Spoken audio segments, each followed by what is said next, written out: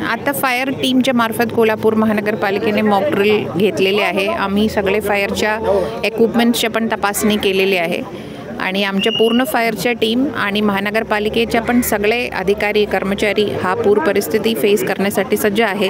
मागच्या वर्षी पण आपण एकंदरीत सगळ्यांच्या कोऑर्डिनेशनमध्ये काम केले होते। वेगवेगळे NGOs आणि लोकांच्या पण म्हणजे चांगल्या प्रमाणेच आम्हाला NGOsकडून आणि आता पण आपल्यासोबत मल्टिपल NGOs आहे। इथे पण मी त्यांच्या काही सदस्यांना भेटले तर सगळ्यांच्या सहकार्याने लोकप्रतिनिधींच्या आमच्या अधिकाऱ्यांच्या सहकार्याने आपण असं काम केले होते आणि एक सुद्धा कॅज्युअलिटी मागच्या वर्षी शहरामध्ये झाले नव्हते। तेच परिस्थिती आपण ह्या वर्षी पण मेंटेन करण्याचे आमचे प्रयत्न राहणार आणि चांगल्या प्रमाणे मिनिमम डॅमेजेस करण्यासाठी आमचा प्रयत्न राहणार आहे।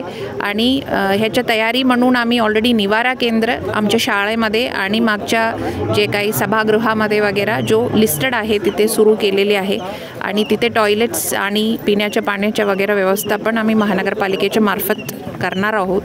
गाळ काढण्याचा पण मी अगोदर सांगितल्याप्रमाणे ऑलरेडी आमच्या फायनल फेसेसमध्ये आहे। पोकलाईन मार्फत आता नालामधून जे काम गाळ काढण्याचं काम आहे ते अजून सुरू आहे।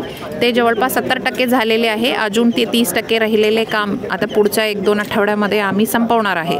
बाकी पाणी पुरवठा इन केस काळमवाडीला काही विषय झाला तर आम्ही शिंगणापूरच्या ॲक्टिवेट करण्यासाठी महानगरपालिकेच्या स्वनिधीमधून जवळपास 42 लाख आत्ताच आपण सबस्टेशन आणि ट्रान्सफॉर्मरच्या दुरुस्तीसाठी ठेवलेले आहे।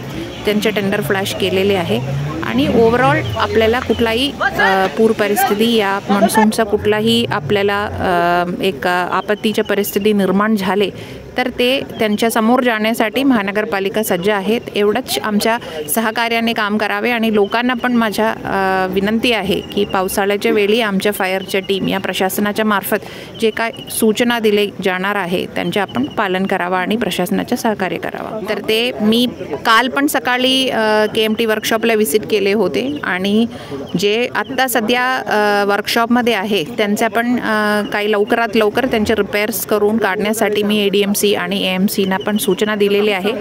तर त्यांच्या व्यवस्थितपणे आपला कचराच्या उचल होणारच आहे आणि त्याच्यासोबत आपण SBM 2 मध्ये झूम प्रकल्पामध्ये शेड आणि टिपिंग फ्लोर करण्याचे पण एक प्रपोजल दिलेले आहे ताकी जो साचलेले जो कचरा आहे त्यांच्या लिचेट खाली सॉइलमध्ये पर्क्युलेट होऊ नका म्हणून। पण ते एक लॉंग टर्म प्लॅन आहे।